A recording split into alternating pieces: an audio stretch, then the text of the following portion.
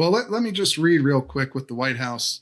Their description of what's in the proposal is fairly accurate, I think, after reading the section this is based on. But they say, quote, under the proposed rule, a person will be presumed to be required to become a licensed dealer and run background checks if they meet one or more of the following criteria. A little bit of a mouthful there, but you either have to, quote, offer for sale any number of firearms and also represents to the potential buyer that they are willing and able to purchase and sell them additional firearms. It's sort of like a recurring thing there. Repeatedly offer for sale firearms within 30 days after they are purchased. Repeatedly offer for sale firearms that are like new in their original packaging. Repeatedly offer for sale multiple firearms of the same make and model. And then there's the people who had their FFLs revoked statute there, which is a little, like you said, is a little more niche, but also a little more straightforward. So your thoughts on those requirements that they've outlined? Well, again, I mean, there are all kinds of requirements that they can hand down. The question is, how easy is it going to be to follow those things? And how easy is it going to be for the government to say that you're not in compliance? One of the things that I noticed immediately is, unlike a civil or unlike a criminal trial, right, where you're innocent until proven guilty, the ATF has sort of flipped the script there. And they say that basically the presumption, if they bring a challenge, is that you should have had an FFL license, and it's up to you to provide, I believe they say, compelling evidence to the contrary. And so again, they seem to be putting their thumb on the scales in terms of wanting to go after gun owners for violating this rule without really giving them much of an opportunity to know where those lines are and to stay within the guardrails. Interesting. They do give a little more, I guess, specificity in the actual rule itself, as you might expect. And for instance, one requirement they outlined, one of the things I thought was actually kind of funny is that you were discussing earlier people who are selling guns illegally, that they're, it's fairly straightforward when someone is doing that. And basically they outline, there's a whole section where just selling illegal guns makes you somebody who has to get a permit, which is kind of a bit of a lark, I think. If you sell an illegal gun, then you can't have that. In order to sell illegal guns, you have to have a license. Is sort of one of the requirements they put in there, which is a bit of a catch-22 thing, but a bit of a way for them to charge people with more crimes, I guess, if they catch them. But they also have this outline that says anyone who spends more money or its equivalent, because remember, this is not just about, you can trade guns for things that are valuable as well, and it would still fall under this idea of profiting. So if you traded one gun for a more expensive gun or, a cheap gun for lots of ammunition, they might consider that to be something where you need to get a license under the right circumstances.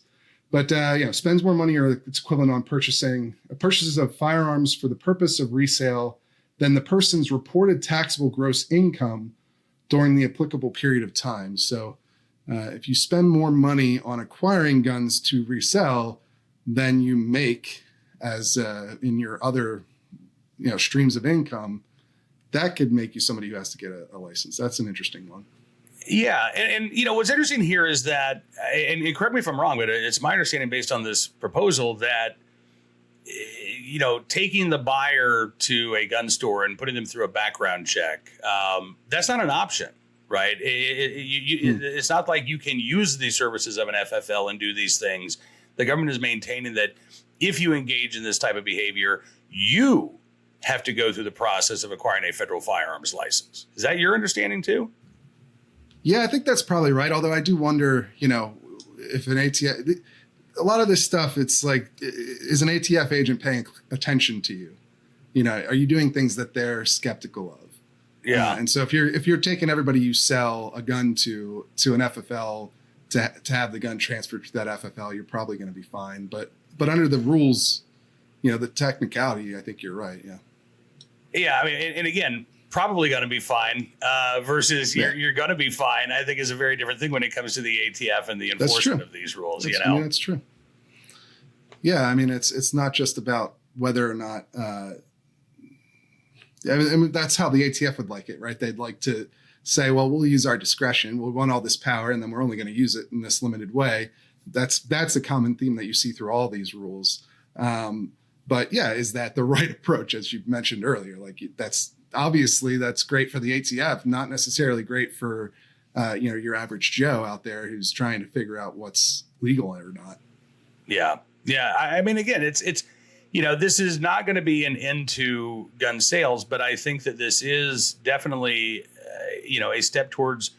And not just a step. I mean, it is further regulation of private transfers of firearms. And, gun control groups are singing the DOJ's praises today. But I would say this doesn't even go far enough for them, and they're going to be clamoring for more. Yeah. I want to get to that. I want to talk a little bit more about the political implications of all this. But real quick, let's read out the quote for the ATF did put in sort of their view of who isn't required to get a license when selling used guns under this rule.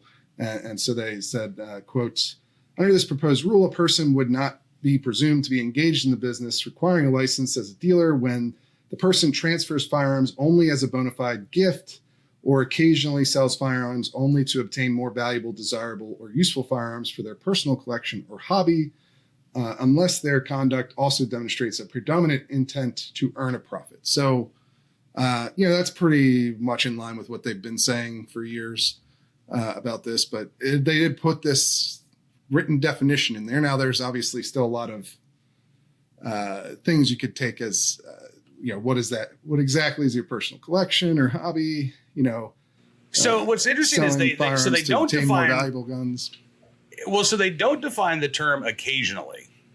Yeah. So we don't know what occasionally means, but they do provide a definition of a personal collection of firearms. And I actually found this extraordinarily interesting, Stephen, because here's what they say. Personal firearms that a person accumulates for, or a personal collection of firearms or personal firearms collection are personal firearms that a person accumulates for study, comparison, exhibition, or for a hobby, e.g. non-commercial recreational activities for personal enjoyment, such as hunting or skeet, target, or competitive shooting.